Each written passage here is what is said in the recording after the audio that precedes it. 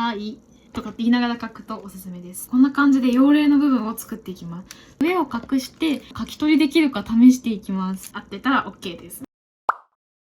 皆さんこんにちは、みおりんです。今日はずっとリクエストをたくさんいただいていた漢字の勉強法についてお話ししていきたいと思います。漢字の勉強やり方わからないよっていう人とか、あと関係も起きるんだけどどうやって勉強していこうかなって思っている人に参考にしてもらえたらいいなと思います。今回実はね、早稲田大学でずっと漢字を研究してた友達がいるんですけど、その子にも漢字の勉強のコツを教えてもらったので、それも織り交ぜながらご紹介したいと思います。まずはじめに漢字の勉強法の基本について3つのポイントをお伝えします。で、その次に具体的な漢字の勉強、私がちょっとこのね、関係のステップっていう参考書があるんですけど、これを使ってどういう風に勉強してたかっていうのを実際お見せしたいと思います。では、スタート。ではまず漢字の覚え方の基本をお話ししたいと思います。3つのポイントをお話しします。で、1つ目のポイントはその早稲田の友達が教えてくれたポイントなんですけど、皆さん漢字って丸暗記だと思ってませんか？実はこれ誤解ですとその子が教えてくれました。例えばね、皆さんこの漢字読めますか？これは通貨とか貨幣とかに使われる「か」と読む漢字ですね。じゃあこの漢字ってどうなってるのって考えた時に、この部分とこの部分に分解してみます。そうするとさ、ここってこの漢字知ってる人多いと思うんですけど、これは科学とか変化みたいな時に使われる「か」と読む言葉ですよね。で、じゃあこっちの部分はっていうと、これはみんなもわかると思うんだけど、貝ですよね、これ。貝ってどういう時に使う？貝って私絵描けないんですけど、こういうものですよね。なんかやばいな、肉まんみたいになっちゃう。いいや、貝じゃないですか。で、貝はどういう時に使われるかっていうと、物を買うの買うとか、貯金する時の貯めるっていう字ね、貯金の貯とかにも入ってる部分ですね、これ。じゃあこの貝って何を表してるかっていうと、貝はお金を表してるんです。で、一説には昔貝をお金代わりにしてたからそこから来てるなんていうふうにも言われますけど、貝ってね、結構お金のことを表してることが多いんです。じゃあここから何が言えるかというと、この部分はかという音を表してるわけです。この漢字全体の。で、この部分はこのかっていうのはね、通貨とかさ、貨幣とか、これもお金じゃないですか。お金って意味なんですよね、このかっていう言葉自体も。っていうことは、これは貝がその意味を表してくれてるわけです。っていう風に分解することができるんです。なので、ポイント1は、漢字は丸暗記じゃなくてパズルっていうことなんですね。その子が教えてくれたポイントは、漢字はパズルだよっていうことでした。で、これどういう時に使える覚え方かっていうと、音読みの時に使えるポイントになります。今回もね、このかっていうのは音読みなんだけど、例えば他の例で言うと、みんなこの字読めますか？これは購入という読み方をしますね。物を買うことですね。あとは例えば講座とかね、授業とかの講座あると思うんですけど、これは講座って書いちゃった講座って読みますね。あとはそうね、これは排水口と読みます。何が言いたいかと言いますと、この部分共通ですよね。で、読み方も全部こうです。ということは、おそらくこの部分はこうと読むっぽいぞってことがわかるよね。これがわかると何がいいかっていうと、例えば購入とか講座っていう言葉を覚えてたんだけど、排水口のこうは書けないっていう場合があったとするじゃないですか。で、漢字の試験で排水口みたいな問題やって、ここわかんないってなった時に、このこうと読む字を思い出してみるんです、いろいろ。例えば、こうかなとか、こうかなとか、こうかなとか、いろいろ思い出せますね。で、この中でもしですよ、講座のこう、を思い出すことができた場合、あれもしかしてじゃあこの部分が共通だったらこうって読む漢字があるかもしれないってなって、じゃあこれにこれかなとか、これかなとか、これかなとかいろいろ当ててみるんだよね。あ、これかもってなって答えることができるっていうことがあるんですね。で、これちょっとハイレベルな話ではあるんだけど、実際に起こる話で、私はね、中学の時に漢検の2級を受けたんですけど、その時に忘れかけていた言葉をこれによって思い出すことができました。実際役に立ちます。じゃあ、訓読みはどうするのってことになると思うんですけど、訓読みにもちゃんとヒントがあります。例えばね、皆さんこれ読めますか？これは憎むと読みます。これどうやったら憎むだなってイメージがつくかというと、この言葉見たことあるかな？これは憎悪と読みます。人を憎んだり悪く思ったりすることです。で、この漢字っていうのが憎むって読む感じなんだよね。で、この憎悪っていう熟語はね、これも似た言葉で組み合わされた感じです。ってなると、じゃあこれとこれは似てるんだから、じゃあこれも憎むって読むんじゃないかなって想像することができるわけです。今のは似た意味だったんですけど、似た意味だけじゃなくて他の例もあります。例えば、これ読めますか？これ難しいんだけど、少ないって読むんですよね。これはどうやったら想像つくかっていうと、これちょっと漢検のね、2級かなんかで問題で出てくると思うんだけど、高という言葉があります。これはどういう意味かっていうと、多いと少ないという意味なんですね。ってことはよ、これは多いという意味ですと。で、これはじゃあ少ないって意味じゃん。ってことは、これも少ないってきっと読むんだろうなっていう想像がつくわけです。さっきの逆で反対の意味を組み合わせた熟語ってところから想像がつきます。最後もう一個例を出すと、これはね、もともと読める人もいると思うんですけど、これ読めるかな？これは挑むと呼びます。よくこの漢字を使う言葉としては、挑戦という言葉があります。挑戦ってどういう意味かっていうと、戦いに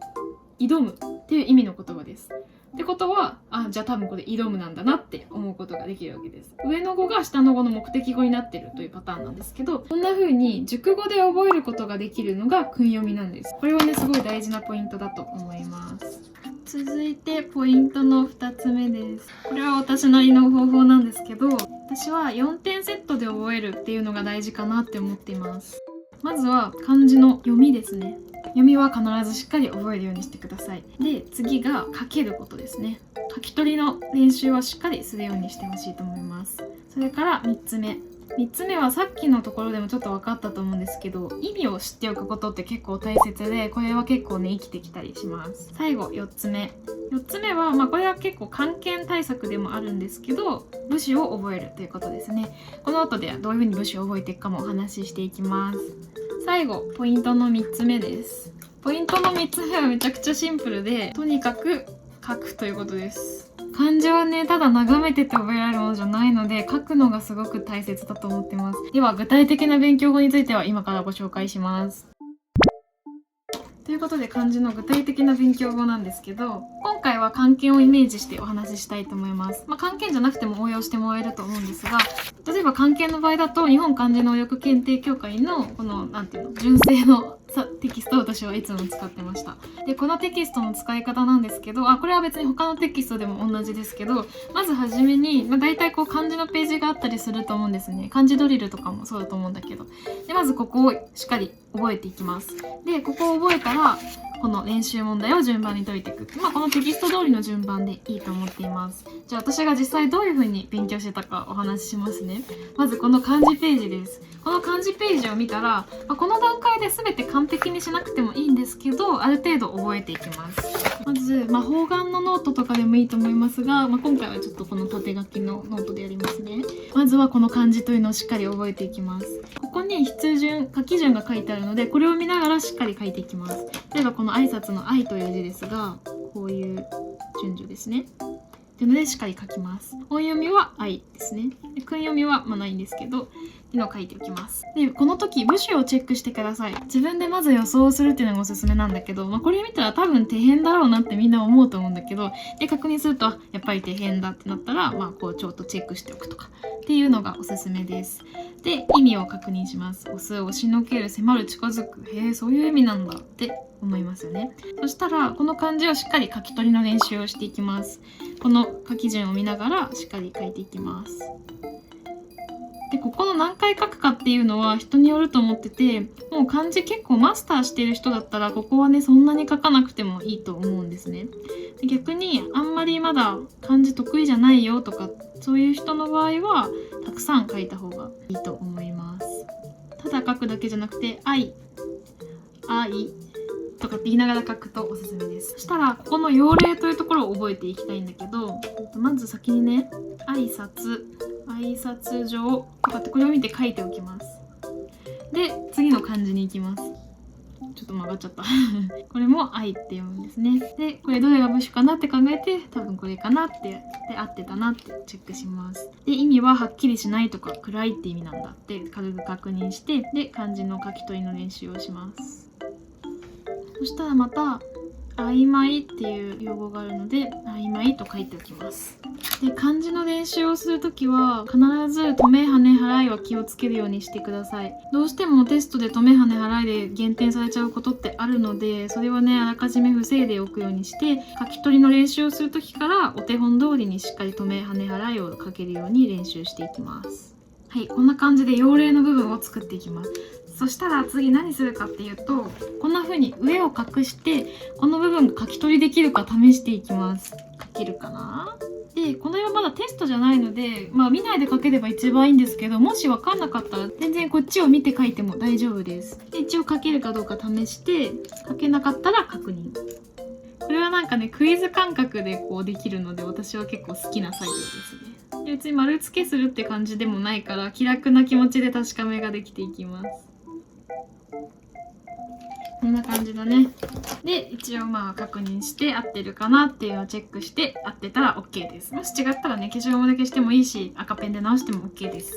っていうので、まずこの部分をチェック終わりました。そしたら次、問題を解いていきます。で、問題を解くときは、もう基本はね、別に普通に解くしかないと思ってて、もうね、繰り返し何回もやるしかないです。例えば、私だったらどういう風に解いてるかっていうのをお見せすると、大したことしてないんですけど、まず1番なので、1番って書いて、友人に当てて、手紙を年賀状書く。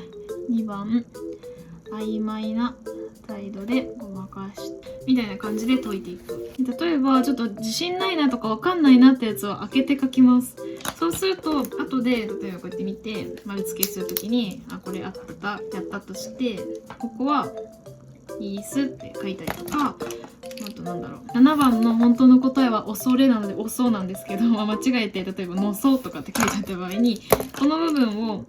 やっぱ自信ないなって思ってここを開けておけば、のそうじゃないよ、おそうだよみたいな感じで書き直すことができるので、ちょっとそういう工夫はしてたかなって思います。あとはこの部首とかはね、これも覚えるしかないので、もう自分で同じように解いて覚えてましたけど、例えばここにね書き込んで赤シートで隠すようなオレンジペンで書いて赤シート使うとかでも人によってはいいと思います。で、書き取りも同じような感じで解いてました。あと分野別に言うと熟語の構成、私は、まず解いて、で分かんなかったやつをどう復習してたかっていう話なんだけど、覚えられなかったやつだけどっかにまとめて書き出すんだけど、なので例えばこの1番の粗密って言葉が間違えちゃった場合ですね、そしたらまとめノートとかどっかチラシの裏とかにこれを書き出して、私は赤シートで覚えるのが好きだったので赤ペンとかで書きます。粗密ってどういう意味かっていうと、粗は、結構離れてるってことで、密はもう今年あれで分かると思うんですけど、詰まってるっていうことですよね。だから反対の意味です。反対の意味は私はこういう記号で書いてました。これを赤シートで隠すと暗記ができるようになります。あとはここにある11番の感激ですね。これはどちらも間、隙間という意味なので、これは似た意味ですね。こういう記号をつけます。あとは22番のここにある狙撃。これは狙って撃つということで、撃つを修飾しているので、このうの上の字が下の字を修飾しているものになるんですが、これはこのような記号で表していました。あと13番の籠城という言葉がありますが、これは城にこもるという意味なので、下の字が上の字の目的語や保護になってますね。城にこもるとか、なんとかになんとかするとか、なんとかをなんとかするってなってるものがこの絵に当たるものなので、今度は私はこういう記号をつけてました。最後はどれがいいかな。じゃあ不屈、せっかくなのでいい言葉で締めたいと思うんですけど、これは上の字が下の字を打ち消しているので、私はこういう記号をつけてました。×みたいな。で、これをつけておいて、こういった赤シートで隠すことができて、粗密は確か反対の意味だったかな。合ってた。感激は反対だったかな。似てる意味か、違ったみたいな感じで解いていくことができます。あとはね、四字熟語とかも覚えるの大変だと思うんですけども、これはしっかりと読みと書きと、それから意味ですね。しっかりセットで覚えていくしかないので、これは辞書を使ってでもいいからしっかり覚えていってください。特に読みをしっかり口に出して覚えると覚えやすくなります。支離滅裂とかよく聞いたことあると思うんだけど、あんまり聞かないやつもあるじゃないですか。粉骨細心とかは、口に出して覚えないとなかなかきついかなと思うので、こういうのはしっかりね、読みを口に出すっていうのを重視してみてください。ということで、私が実際にやっていた漢字の勉強法はこんな感じでした。ということで、漢字の勉強法の基本と漢検の勉強法についてお話をしてきました。最初にお伝えしたように、漢字は全くの丸暗記というわけじゃなくて、意味から覚える部分とかイメージから覚える部分などがあるので、ぜひ楽しんで勉強してもらえたらいいなと思います。私自身もね、今まだ準1級なんですけど、1級を取れるようにこれをね買ってずっと勉強してないんで積んどくになっちゃってるんですけど、私も勉強頑張りたいなと思います。ではまた次の動画でお会いしましょう。バイバーイ。